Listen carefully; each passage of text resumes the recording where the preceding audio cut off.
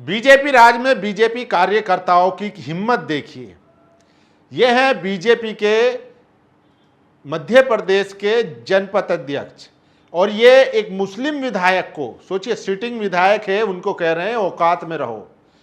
सोचिए, तो बीजेपी शासित राज्यों में खुलेआम गुंडागर्दी चल रही है और अपनी मनमानी चल रही है। सोचिए, सिटिंग विधायक को कह रहे हैं कि खामोश रहो, अपनी औकात में रहो। ये बीजेपी के एक जिला अध्यक्ष की ताकत है, या यूं कह लीजिए कि ये हठधर्मी है, मनमर्जी है और गुंडागर्दी है। वहीं अगर कोई वाइसा वर्सा कर लीजिए, कोई मुस्लिम इस तरीके से बीजेपी विधायक को कह देता, पहली बात तो उसकी हिम्मत नहीं थी, अगर मान लीजिए कह भी देता तब भी उसके ऊपर बुलडोजर चल जाता, कई मुकदमों में केस दर्ज हो जाता और उसको जेल भेज दिया जाता। सोचिए, तो बीजेपी ने इस तरीके से खुली छूट दे रखी है कि आप किसी को भी कुछ भी कह सकते हैं।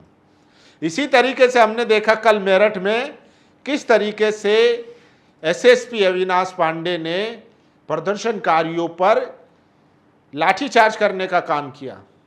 सोचिए, बाद में उनका बयान आया, जो मुझसे सहमत है वो एक पेड़ लगाए और जो मेरे विरोध में है 2 पेड़ लगाए। सोचिए, क्या ये एसएसपी पांडे, सोचिए, इनकी एक पुरानी वीडियो भी वायरल हो रही है, क्योंकि इन्होंने कल जब प्रदर्शनकारियों को हटाने का काम किया था तब एक बयान भी दिया था, कहा था कि सारी सड़कें गंदी कर दी, तुम्हारे बाप की रोड है।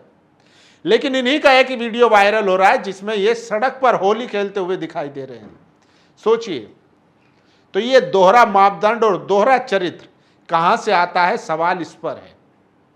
और सोचिए, यही उत्तर प्रदेश की पुलिस कैसे कांवड़ियों के सामने मिमिया रही है, वो भी आपको देखना चाहिए। जो कहते हैं कि सड़कों पर जो बलवाई करते हैं, जो गुंडागर्दी करते हैं, हम उनको छोड़ेंगे नहीं, लेकिन वही पुलिस कांवड़ियों के सामने भीगी बिल्ली बन जाती है, हाथ पैर जोड़ने लगती है। सोचिए, तो ये चल रहा है इस देश में, और ऐसी स्थिति है कि दोहरा मापदंड जो है अपनाया जा रहा है। और सोचिए, गो रक्षकों को तो ऐसे खुली छूट दे दी गई है कि आप जिसको चाहो पकड़ो, मारो, पीटो, कुछ भी करो, वीडियो बनाओ, वायरल करो। इसीलिए कल आपने देखा कि सुप्रीम कोर्ट में प्रबल प्रताप नाम का व्यक्ति आता है और फाइल जो है वो जजों के ऊपर फेंक कर चला जाता है और सीजीआई को गाली देता है। क्यों? क्योंकि उसकी एफआईआर दर्ज नहीं हो रही थी। यानी कि लोगों में कहीं ना कहीं अदालतों को लेकर असंतोष है, उनको लगने लगा है कि अब अदालतों से इंसाफ नहीं मिल रहा है या देरी हो रही है। ये जनता में परसेप्शन बना हुआ है, इसीलिए सीजीआई साहब पर जूता भी चल जाता है और सीजीआई साहब को सुप्रीम कोर्ट में घुसकर गाली भी दे दी जाती है। तो ये समझने की जरूरत है कि आखिर इस देश का पिछले 2014 से इस देश का क्या बना दिया है। खबर तो ये भी आ रही है कि लॉरेंस बिश्नोई, उसके ऊपर अब अमेरिकी पुलिस जो है वो शिकंजा कसेगी, वो केस दर्ज करेगी। क्यों? क्योंकि जिस तरीके से सिद्धू मूसेवाले की हत्या हुई, सलमान खान के घर पर गोली चली, उस केस में अब एफबीआई जो है वो इन्वेस्टिगेट करेगी और लॉरेंस बिश्नोई को लेकर जवाब मांग रही है। सोचिए, ये देश की स्थिति है। एक व्यक्ति जेल में बैठकर पूरा साम्राज्य चला रहा है। मैं नहीं कह रहा हूं, एफबीआई ने विदेश में लॉरेंस बिश्नोई गैंग से जुड़े हुए कई लोगों की गिरफ्तारी की है, जो वहां पर किलिंग किया करते थे पैसा लेकर। तो ये सब चल रहा है। और सोचिए, हमारे देश के प्रधानमंत्री विदेशों में घूम रहे हैं।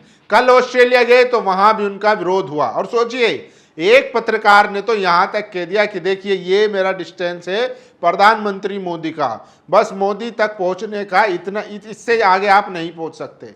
अगर आप बिना स्क्रिप्ट के इंटरव्यू करना चाहते हैं या उनका इंटरव्यू लेना चाहते हैं और मीडिया से हैं, इससे ज़्यादा आप नहीं पहुंच सकते हैं। तो सोचिए, नॉर्वे के बाद अब ऑस्ट्रेलिया ने भी प्रधानमंत्री की प्रेस कॉन्फ्रेंस पर सवाल उठा दिए हैं कि प्रधानमंत्री प्रेस कॉन्फ्रेंस नहीं करते हैं, वो स्क्रिप्टेड इंटरव्यू करते हैं।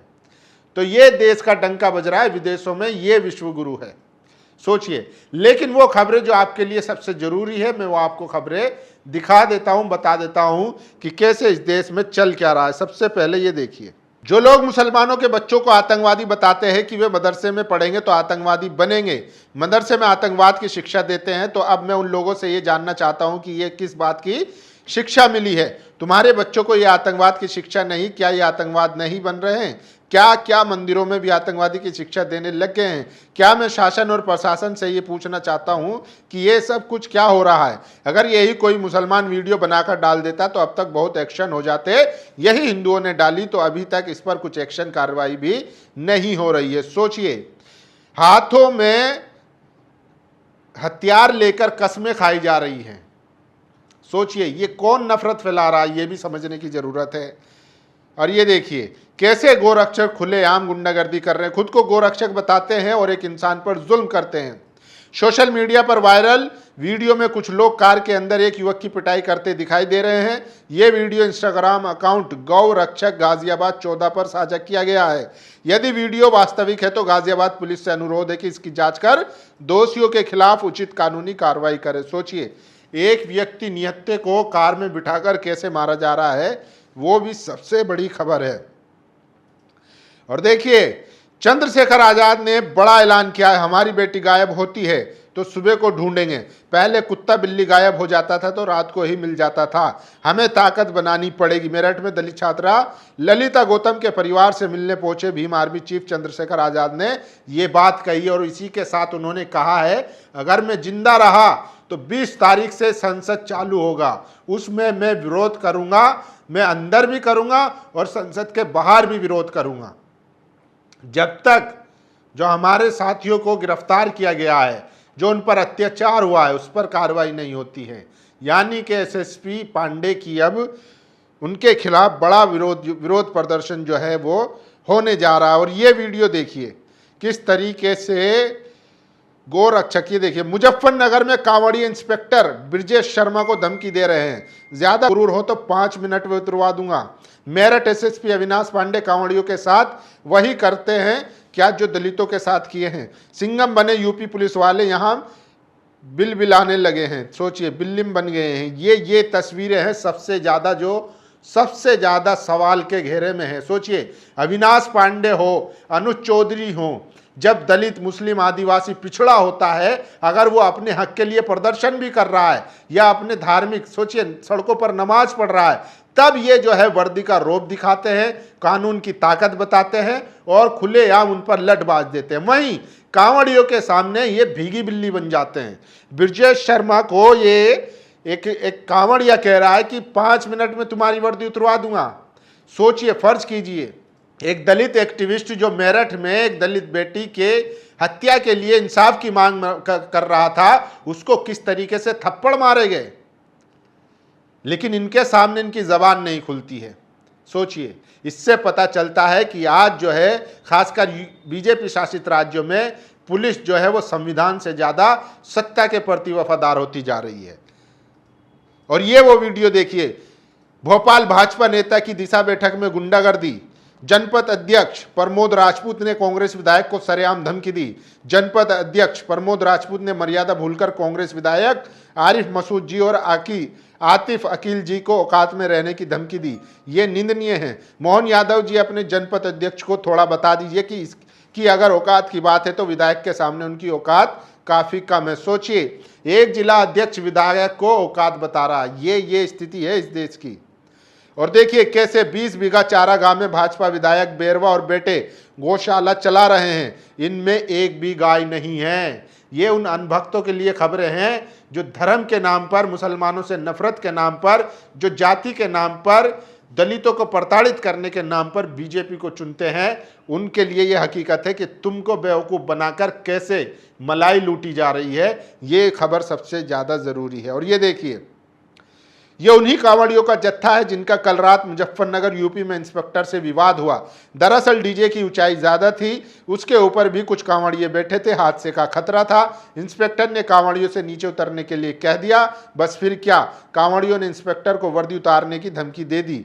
कवरेज कर रहे कई पत्रकार को दौड़ाकर पीटे गए। नोएडा के कई इन्फ्लुएंसर अब कांवड़ियों के स्वयंभू गुरु बन गए हैं। वे 1 महीना पहले हरिद्वार पहुंच जाते हैं, कांवड़ियों की कांवड़ उठवाते हैं, उनके साथ कुछ दूर चलते हैं और धड़ाधड़ रील शूट कराते हैं।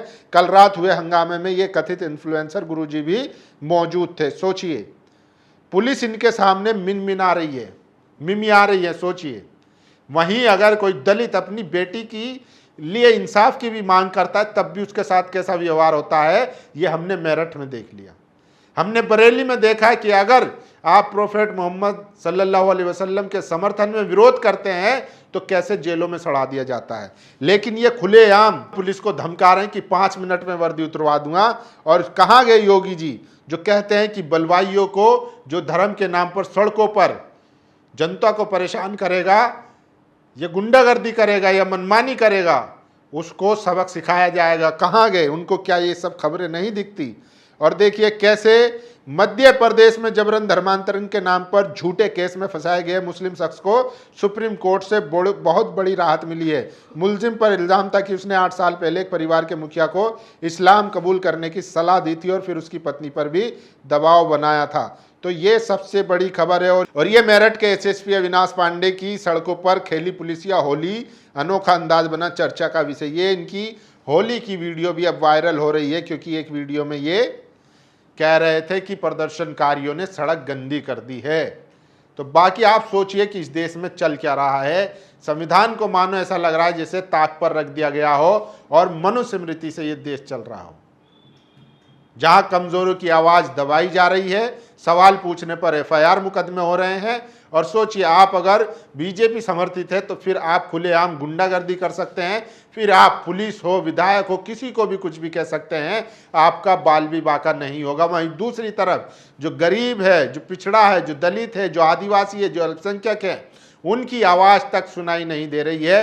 उनको और पीटा जा रहा है, और मारा जा रहा है, और दबाया जा रहा है। तो इससे अंदाजा लगा सकते हैं इस देश में चल क्या रहा है। बाकी आप लोगों की क्या राय है, अपनी राय जरूर दीजिए। शुक्रिया। दस्तक की आपसे गुजारिश है कि अगर इसको बचाना चाहते हैं तो नेशनल दस्तक को सब्सक्राइब करने के लिए रेड कलर के सब्सक्राइब बटन को दबाएं, फिर बेल आइकन की घंटी दबाएं। नेशनल दस्तक को बचाने के लिए बहुत जरूरी है कि हर खबर को शेयर करें, लाइक करें, कमेंट जरूर करें।